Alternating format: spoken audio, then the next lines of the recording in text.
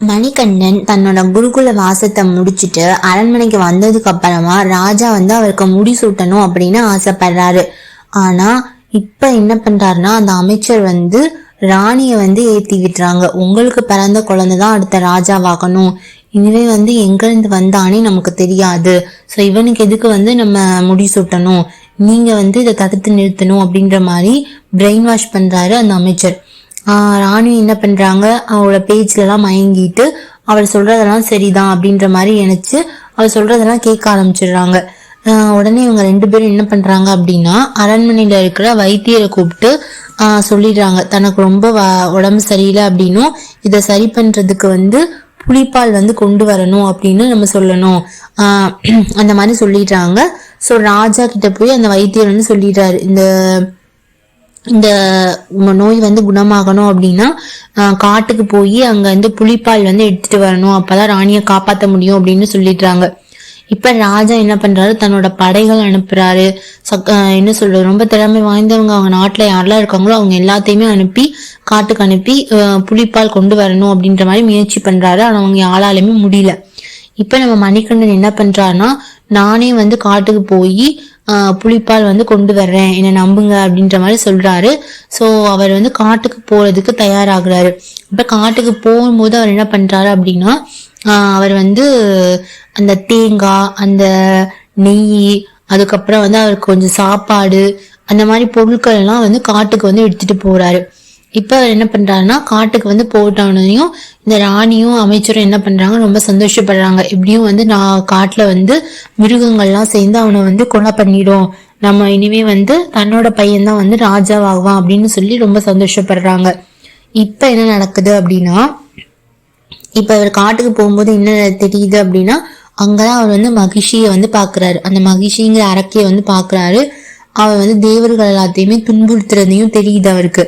அப்ப என்ன ஆகுது, காட்டுல நம்மளுடைய மணிகண்டனுக்கும் அந்த மகிழ்ச்சிக்கும் என்ன பண்ணுன்னா கடுமையான போர் நடக்குது. இவர் அந்த அளவுக்கு உக்கிரமா பார்த்திருக்கவே முடியாது. அந்த அளவுக்கு உக்கிரமாகி அவர் என்ன பண்றாருன்னா மகிழ்ச்சியை வதம் பண்றாரு. அவர் வதம் பண்ணி அவர் என்ன பண்றாருன்னா அவங்களுக்கு மோட்சத்தையும் கொடுத்துட்றாரு. இந்த மகிழ்ச்சி தான் என்ன சொல்றாங்க அப்படின்னா, மாளிகை புறத்து அம்மன் அப்படின்ற ஒரு பேர்ல இன்னைக்கும் சபரிமலையில அவங்களுக்கு ஒரு தனி சன்னதி இருக்கு அப்படின்னு மாதிரி சொல்றாங்க. இந்த மகிழ்ச்சியை வதம் பண்ணி முடிச்சதுக்கு அப்புறமா தான் சிவபெருமான் நம்மளோட மணிகண்டனுக்கு காட்சி தராரு. காட்சி தந்து என்ன சொல்றாரு அப்படின்னா, உன்னுடைய பிறப்போட ரகசியம் என்ன, நீ எதுக்காக பிறந்த, உன்னோட பிறப்போட நோக்கம் இதான் அப்படிங்கிற மாதிரி எல்லாத்தையுமே சிவபெருமான் எடுத்து சொல்றாரு. நீ தேவலோகத்துக்கு திரும்பலாம் அப்படின்ற மாதிரியும் சிவபெருமான் சொல்றாரு.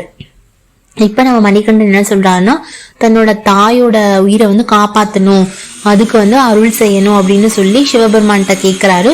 ஸோ சிவபெருமான் என்ன சொல்றாருன்னா, இந்திரன் இருக்கார்ல, இந்திரன் புலியா மாறுவாரு, அந்த மாதிரி தேவர்கள் எல்லாருமே புலியா மாறி உனக்கு உதவி செய்வாங்க அப்படின்ற மாதிரி சொல்லிட்டு ஆசி வழங்கிட்டு அந்த இடத்துல போயிடுறாரு. இப்ப நம்மளோட இந்திரன் பெண் புலியா மாறிடுறாரு. மற்ற தேவர்கள்லாம் பாத்தீங்கன்னா புலியா மாறிடுறாங்க.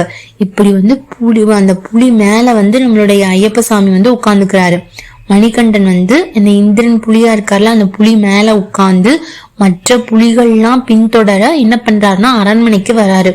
அதை பார்த்ததும் அந்த ராணி வெடவெடுத்து போயிடுறாங்க. இவர் உண்மையாவே கடவுள் தான், நம்ம தான் தப்பு பண்ணிட்டோம் அப்படிங்கிறத அப்பதான் உணர்றாங்க. ராஜாவுக்கும் உண்மை தெரிஞ்சிருது, ராணி சொன்னதெல்லாம் பொய், அந்த அமைச்சர் இப்படிலாம் பண்ணியிருக்கான்னு ராஜாவுக்கு உண்மை தெரிஞ்சிருது. ஸோ மணிகண்டன் சொல்றாரு, இந்த மாதிரி நீங்க புலிப்பால் எடுத்து தாய்க்கு கொடுங்க, தாயோட நோய் குணமாகணும் அப்படின்னு சொல்றாரு. அப்ப ராஜா அவரோட காலில் விழுந்து மன்னிப்பு கேட்கிறாரு. ராணியும் மன்னிப்பு கேட்கிறாங்க. இந்த மாதிரி இவ பொய் சொல்லியிருக்கா, அமைச்சர் தான் இதுக்கெல்லாம் காரணம், அவனை கொலை செய்யணும் அப்படின்ற மாதிரி சொல்றாரு. உடனே நம்மளோட மணிகண்டன் என்ன சொல்றாருன்னா, அவரை கொலை பண்ண தேவையில்லை, ஏன்னா அவர் பண்ணது எல்லாமே என்னோட அவதார நோக்கத்துக்காக தான், நான் யாருங்கிறதையும் அவரோட அவதார நோக்கம் எதுக்காக அப்படிங்கிறதையும் ராஜாவுக்கு சொல்றாரு. சொல்லிட்டு அவர் என்ன சொல்றாருன்னா, நான் இனிமே இங்க இருக்க விருப்பப்படலை, நான் சபரிமலையில அந்த மலையில போய் நான் தவம் பண்ண போறேன் அப்படின்ற மாதிரி சொல்லிட்டு அங்கிருந்து போறாரு. ராஜாவுக்கு ரொம்பவே வருத்தமாயிடுது. இப்படித்தான் நம்மளோட ஐயப்ப சாமி சபரிமலையில இன்னும் வரைக்கும் என்ன பண்றாருன்னா தியானத்துல இருக்காரு அப்படின்னு நம்புறாங்க. அவரை வழிபடுறதுக்காக நம்மளோட ராஜா இருக்காருல, அந்த ராஜசேகரன் விக்கிரகம் செஞ்சு அவருக்கு கோயில் எழுப்புறாரு சபரிமலையில. அந்த விக்கிரகத்தை வந்து பிரதிஷ்டை பண்ணது யாருன்னு நம்ம பார்த்தோம்னா பரசுராமர் தான். பரசுராமர் தான் வந்து நமக்கு தெரியும் கேரளா வந்து உருவாது காரணமே அவர் தான். ஸோ அவர் தான் நம்மளோட ஐயப்ப சாமியோட சிலையெல்லாம் பிரதிஷ்டை பண்ணி அந்த இடத்துல வந்து அந்த கோயிலை வந்து கட்டியிருக்காங்க. அதுக்கப்புறம் வந்து இந்த விதிகளுமே வந்து பாத்தீங்கன்னா சபரிமலை நம்மளோட ஐயப்ப சாமியே சொன்னது அப்படின்ற மாதிரி சொல்றாங்க. ஏன்னா என்னை பார்க்க வர்றவங்க வந்து கண்டிப்பா ஒரு 48 நாள் வந்து உலக வாழ்க்கை இன்பங்கள்லாம் துறந்து என்னை மட்டுமே நினைச்சு அவங்க ஒவ்வொருத்தருமே வந்து எனக்காக மாலை போட்டு வர்ற ஒவ்வொருத்தருமே வந்து சாமி தான் அப்படின்ற மாதிரியும் உணர்த்திருக்காரு. அதனாலதான் இன்னளுக்கும் நம்ம மாலை போடுறவங்களை வந்து சாமின்னே சொல்றாங்க இல்லையா. ஸோ இதெல்லாமே வந்து ஐயப்ப சாமியே சொல்லுறது அப்படின்ற மாதிரி சொல்றாங்க. ஸோ இப்படித்தான் என்ன ஆகுது அப்படின்னு பாத்தீங்கன்னா இன்ன வரைக்கும் நம்ம பக்தர்கள் வந்து சபரிமலையில இருக்கிற நம்மளுடைய மணிகண்டனை தேடி போடுறாங்க. இன்ன அளவுக்கும் அவர் என்ன பண்றாருன்னா அவங்களுக்கு அருள் செய்யறாரு இல்லையா. அதுக்கப்புறம் நம்ம பார்த்தோம் அப்படின்னு பாத்தீங்கன்னா உண்மையாவே இது எல்லாமே அவர் வதம் பண்ணது, திரும்ப வந்து அவர் சபரிமலைக்கு போய் தியானம் பண்ண ஆரம்பிச்சது, இது எல்லாமே வந்து நடந்தது வந்து 12 வயது தான். அவர் வந்து அந்த அளவுக்கு வந்து ஒரு சின்ன பையன் தான், அந்த அளவுக்கு ஒரு தெய்வ தன்மை பொருந்திய நம்மளோட ஐயப்ப சாமி. ஸோ இந்த பதிவு வந்து உங்களுக்கு பயனுள்ளதாக இருந்திருக்கும் அப்படின்னு நான் நம்புறேன். ஸோ இந்த கதை பிடிச்சிருந்தா நீங்கள் லைக் பண்ணுங்க. இந்த மாதிரி ஆன்மீக தகவல்கள், இந்த மாதிரி ஸ்டோரிஸ், ஸ்பிரிச்சுவல் ஸ்டோரிஸ் கேட்க பிடிக்கும்னா நம்மளோட சேனலை வந்து சப்ஸ்கிரைப் பண்ணிக்கோங்க.